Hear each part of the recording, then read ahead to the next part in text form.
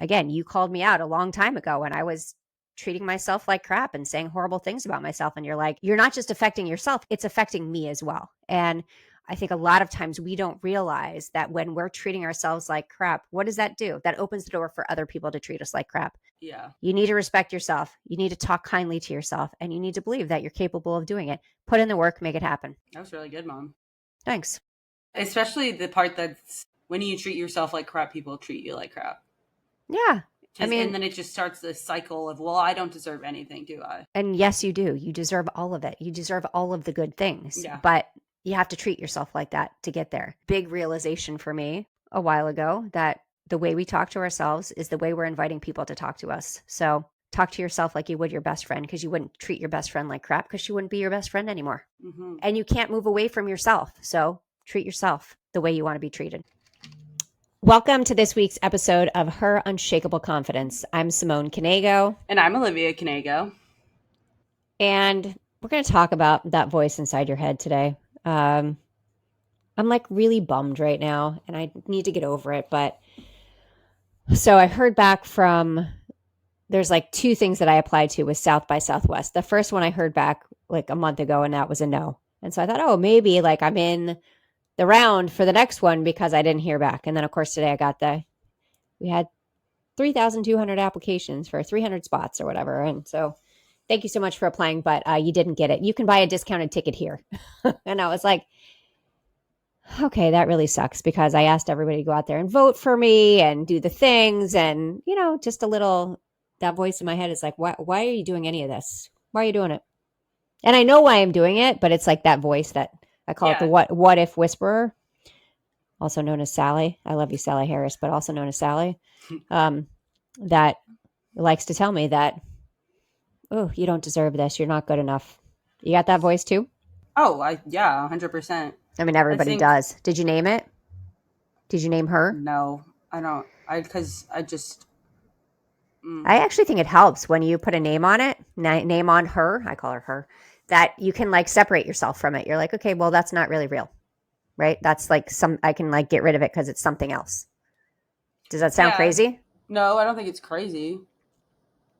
I mean, I think everybody has a voice in their head.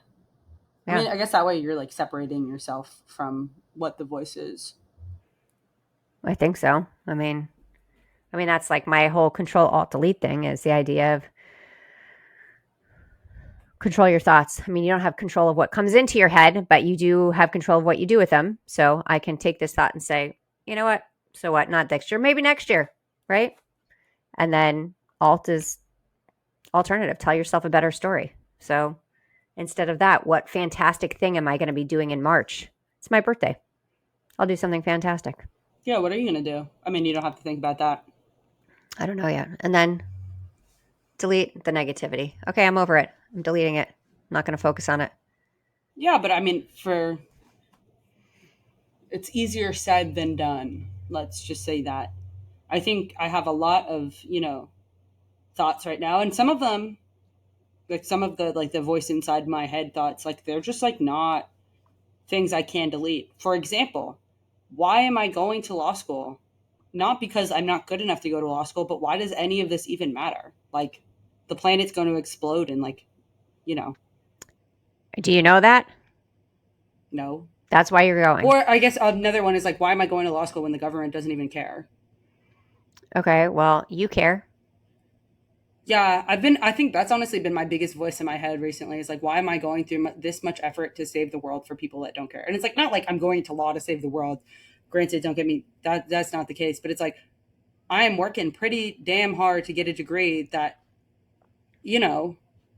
and for what? The government's been shut down for over a month. And what I want to do is like government adjacent admin law. So it just is like very frustrating in that aspect. Yeah, but you can't let politics affect your life decisions. I mean, no, absolutely. Right? Because you might say that the government doesn't care, but the people do care. Like the people need help, right? Yeah. I mean, think about everything that's happening right now. It's a perspective shift in, oh, poor me, I didn't get this. Well, I still have food on my table tonight, right? I was actually cooking dinner right before. That's what I try to do even when I like get into like the law school funk, or if I'm meant to be here or if I'm not meant to be here, or if I get really stressed out about grades, it's like, who cares? You're still here. Yeah. You're Yeah. still like, you did something that most people have not done before. So like, one bad grade, unless it really tanks my GPA, and somehow there's honestly like at this point I really don't think I could, not with the way I work at least. Well, you But also, I mean, you were giving yourself a really hard time after your last test, like a really hard time. I failed it, blah, blah, blah. And what'd you do? What'd you get? the fourth highest grade in the class. Yeah. So again, that's that voice that is telling us, oh, you didn't do it. You're not, Yeah. we doubt everything. And Yeah. what if we didn't do that? Like, how different would the world be I if we think you didn't would doubt just be everything? so much less exhausted. Mm. I would be so much less tired if I didn't have to second guess every decision I made. Whether that goes, but we were talking before about like asking questions in class, whether that literally goes back to, should I ask this question or is it too dumb to ask? Like if I had just gotten rid, or if I could just get rid of the self doubt, oh my God, I think I would be maybe the smartest person in the universe because I'd have so much free time on my hands. So why don't you start approaching your days like that, of thinking like that? Not that you're going to be the smartest person in the universe. You want to share that role with other people, or that title with other people, but the idea that you're aware of this now. You waste so much time worrying about what other people think, or what the what if whisperer, like what if you failed that? Right? Okay, well, and move And forward. yeah, I think I'm trying. Don't get me Yeah. wrong. It's a work in progress. Like Yeah. I feel like I'm a lot better in terms of like my like judge people judging me based off my appearance. Little to no care about that anymore. In high Mm. school, like I used to like literally dress to the nines, full face of makeup every single day. Um, I wore PJs today. They weren't mine; they were Jack's because mine were dirty. Um, and I wore a shirt, Great. and my shirt says "I love due process." Oh yeah, I saw that you Yeah. ordered that. Yeah. I both love due process in the substantive fight for right sense, but also because I like it in class because it makes sense. So that's why I Mm. bought it. That's funny. But like in that sense, like I feel like I do, because that makes little to no impact on my life of how you judge me based off of how I look. Who cares? Yeah, Um, but so many people do care. yeah. So, wait, what did you say right We before were talking about appearance. Oh, Because I feel like the voice in my head doesn't, I mean, it comes after my appearance. Don't get me wrong. I'm not free from that, but not as much as it used to. And I think it's because I realize it doesn't matter. Like, being dressed nice isn't going to get me to being a better lawyer or yeah, a I better think, mom or a better anything. I think the only time it matters is when I mean, again, in the workplace, it probably matters. You have to dress for certain things unless there's a dress down day, but it shouldn't define you, right? Yeah. But And I mean it in the way of not like, oh, like I never dress up when I have to. Like, obviously, when there's work, occasions, I do dress up for work. right. I have to, but I don't like spend that 30 minutes in the mirror picking on the parts of my body that I don't like before work. A, because I mostly don't have time. And B, because that doesn't involve the workplace, or that doesn't involve like the mom's face or even like going out. It doesn't help anything. I It mean, doesn't. it It doesn't. just makes you feel worse. The rest of your day is horrible. It's all you can focus on. It's how Yeah. you look in this outfit. I mean, One think of the about it. most freeing time in my life about my body was when I worked at summer camp, weirdly enough, because they had no mirrors anywhere. Oh, that's interesting. Yep. There Hmm. was only like tiny mirrors to look at your face in. So you just didn't care. Yeah.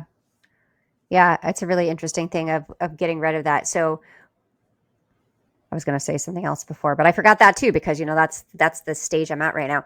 But when we were adopting your siblings in Ethiopia, they didn't have mirrors. So Yeah. some of the villages we went to, I had my big camera with me and I would take pictures and show it to them and they were shocked, right? Like they really hadn't seen themselves before, right? You can describe something all you want, but if maybe you see a reflection in water or something like that, but when you Still. really haven't seen it, yeah, it's such a different kind of thing. But we focus so much on what we see in the mirror. And what if there were no mirrors anymore?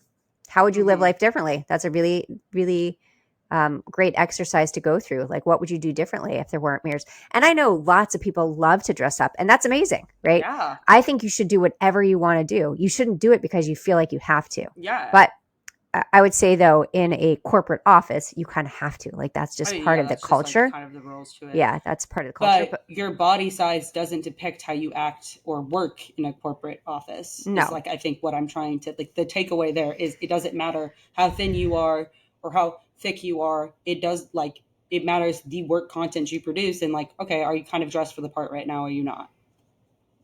yeah, and I've noticed with myself or for myself, I do a weekly video every Monday, and I'm just showing up however I am on. I mean, most of the time, I usually record it Sunday night. Sometimes I do it Monday morning, but that's hard on my assistant if she has to post that. So usually I do it Sunday night, and uh, ha- lately I've been in my PJs. I'm like, okay, I'm in my PJs. Yes, I am. Like this was the day I had today, and I actually had someone message me on Instagram today that has this huge following, and I don't know if it's like a bot or what it is, but she was like, how do you, I love the work you're doing. How do you show up so authentically every day? I haven't responded yet, but I'm like, why wouldn't you? Like, I'm not going to pretend I did that for years. I pretended that I was something that I wasn't. And so why am I going to Well, pretend anything? Like, I, show up as you are. I think it's when you think about it as in like you're doing two jobs at one time once you start pretending. You're doing whatever your main job is, whether that's a mom, a corporate office, a public speaker, a law student, and then you're also doing the job of an actor, which as we have all recognized is work in itself. Yeah. So you're doing two jobs. No wonder you're exhausted. Yeah. Yeah. And I think when you contextualize it like that, it's better. But for my inner voice, I think my inner voice comes for more of like I think decisions. Like why did I decide to do that? Is Mm. um or like why did I speak in that moment? And I Yeah. don't know how you get rid of those ones. Yeah. I mean, you can't go back. So once you say something, you can't regret saying it because it's already out there. So I think it's that idea that the things that you do, it's already in the past. So what are you going to worry about? Yeah. I mean, I've made lots of mistakes in my life where people could come back and they did and say, "Oh my gosh, I can't believe you did that." Okay, thank you so much, right? Like thank you for your help there instead of saying, "Who cares?" Like and Yeah, that's the important thing is like who are you choosing to surround yourself by too? right. Like does one little slip of the tongue is at the end of the world if you know my character? Cuz No. like apparently I didn't think I said any. In this, granted, I'm not even going to get into what the topic of conversation was about.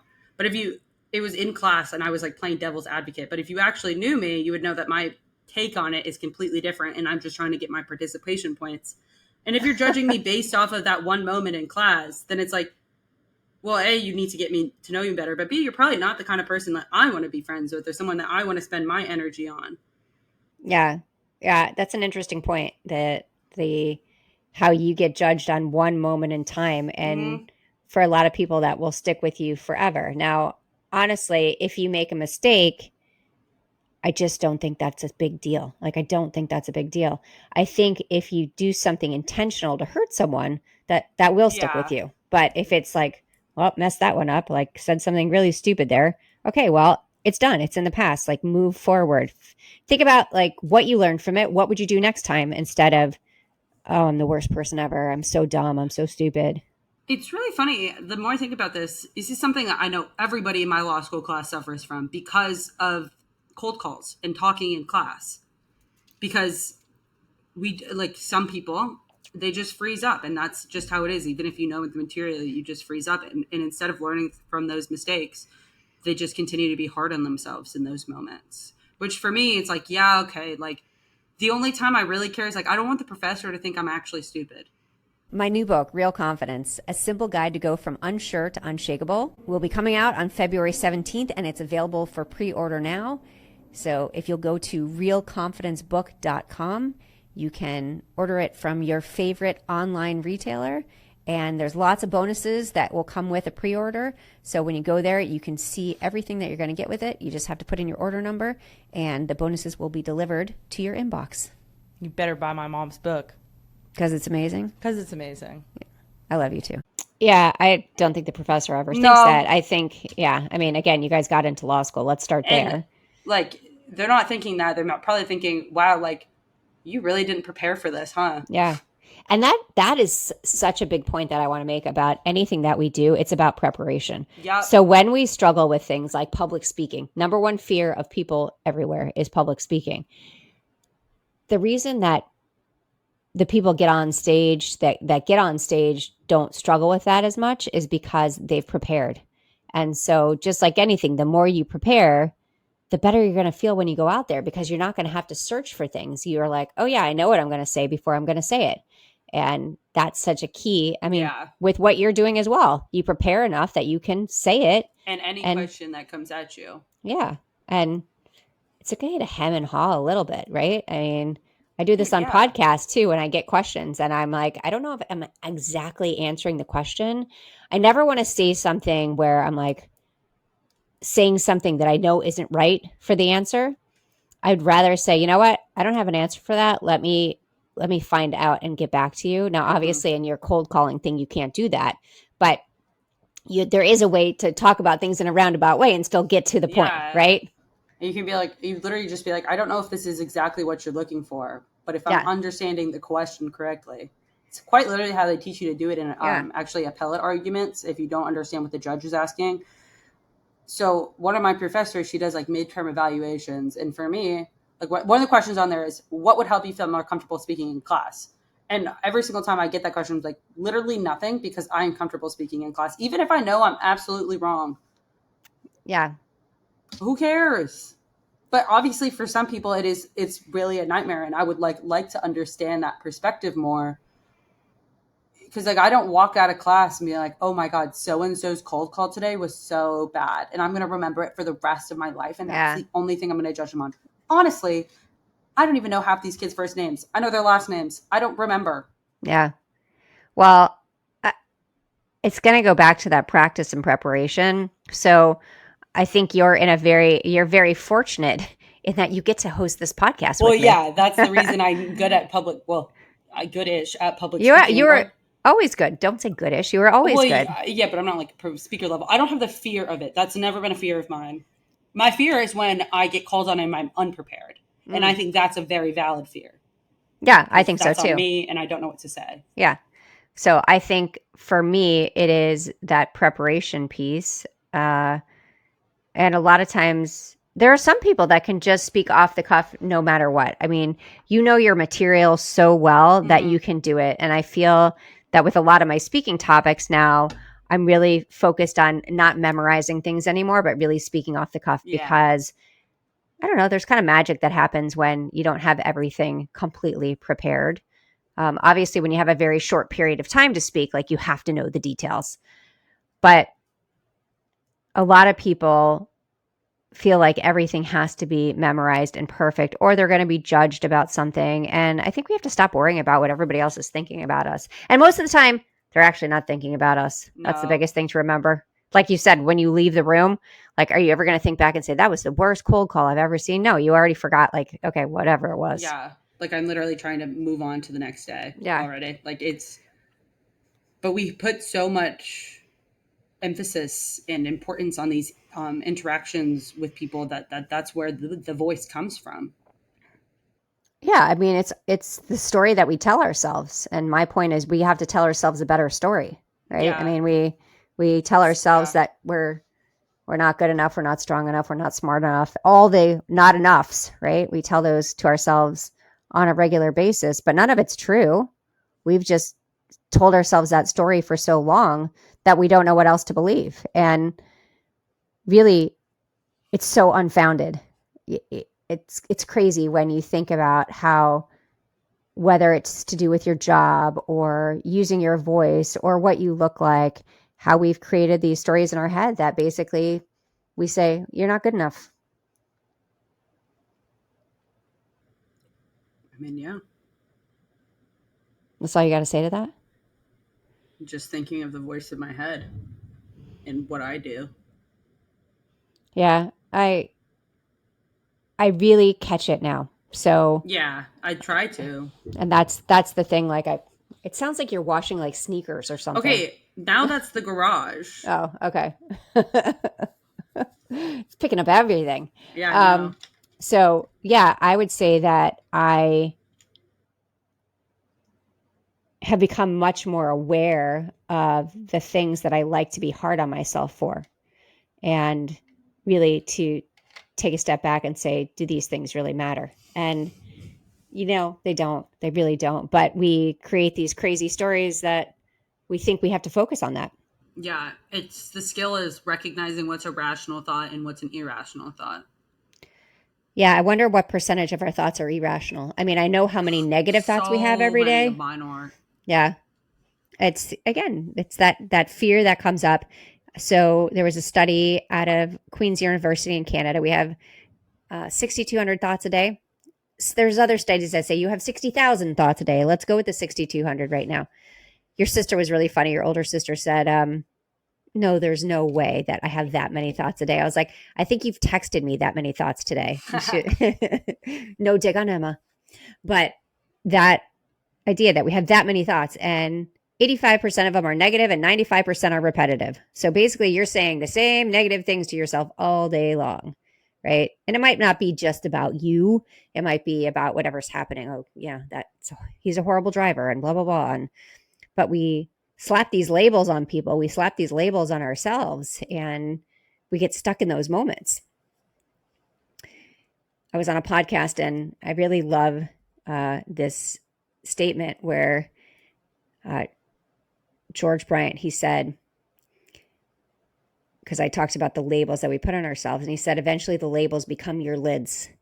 And he's like, I just thought of that. And I was like, that's a great one, because it's so true that we limit ourselves by the labels we put on ourselves. And that is that voice inside our head telling us that we're not good enough. I met a guy my freshman year of college who would not define himself by his major, which I at the time thought was really weird, because it was like, we're literally just doing basic introductions, like just tell me what you're majoring in and like what you want to do post grad. And now that I think about it, like, he was kind of right with that mindset, though, of just, this is one thing in life that I'm doing at this point in time, and we'll see if it gets me to where I want to be, but I'm not going to just accept the label of finance major just because that's what I'm currently studying. And I think that's a really important statement, because something that I've learned with the branding stuff that I do, that it is, your brand isn't what you do, it's who you are. Mm-hmm. So when you talk about yourself, it should be all encompassing. It's not like the first thing people say when you go to any kind of event, what do you do? What if you said, I do nothing? Like, how shocked would they be if you just said, I do nothing? Well, what do you mean you do nothing, right? But I just people literally do nothing all day. Yeah, I do nothing. I eat bonbons sometimes. Like, people feel so defined by their title, right? That they don't know who they are. They don't know how to talk about themselves without sharing their title. Yeah, exactly. And like, I mean, maybe just what do you do is the bad question. Yeah, it is a bad question. What do you do? The first thing that you learn about somebody is what they do. And there's other questions. Where are you from? Right? Like, don't ever ask somebody if they're married. That's a bad question. That would get into that. Oh no, I just got divorced. And you're like, oh my gosh, I'm so sorry. Oh yeah. It's very sensitive when you're doing networking stuff, like what you should ask and what you shouldn't. And then going back to Jamie Marco, and she says, like, don't use the question, how are you? Right? How are you? I'm fine. Freaked out, insecure, neurotic, and emotional. Yes. Okay. Makes sense. But people people just, we perform all day long, right? But we need to start living real. I want to use the word authentically, but the word is so overused. But we put on this facade, we put on this face for everything that we have to do, instead of just being who we are. Yeah, and that's not to say, like, sometimes the facade is necessary. Don't get me wrong. Like, give me an example. When you're doing something you don't want to do, sometimes you just have to put a smile on your face to get through it. Yeah, I guess so. Especially in law school. Yeah. Well, okay. Yeah, sure. I don't think a lot of people smile. But sometimes, it's just, there is a building block where you have to do it. But most of the time, you should be living as your authentic self. It shouldn't be, you shouldn't get home and have the same feeling with your personality that you do as taking off a pair of jeans. You shouldn't have to be like, oh, I can finally be myself again. Okay. Yeah. And I get, in the work environment, you do have to kind of, at least for me, I have a very large personality. I do have to, like, small it Shrink it. That's Small the it. word. I have been saying words really weird today. But I think your hand is raised too. You have a okay. hand on your video. You raised your hand. How would I even? Okay, that's good. But you should still be living. At least you should try to live authentically. No, don't try. Do. This is the new thing. We're dropping the just and we're not using the word try. Right? We're doing. Because if you try, it leaves room for I'll probably fail. No, just do it. Just do it. That's why Nike doesn't have the just try it. Yeah, that's true. That is true. I mean, Just I will do say, it. after my exam, the one that I just had where I texted you, I was very careful with my wording. And I said, I can tell you that whatever the result is, I did try my absolute best. Because in that moment, I genuinely felt like there is nothing more that I could have done for that grade. Yeah, I think you said it was probably the hardest test you've ever taken, so I think that was part of it too. But yeah. But then when I heard you talking with your friends, you're like, I failed it. And okay, but sometimes you have to help with people's commiseration because you can't just be like, oh, actually, you know what? Like, it was pretty bad, but I don't know if I failed it bad.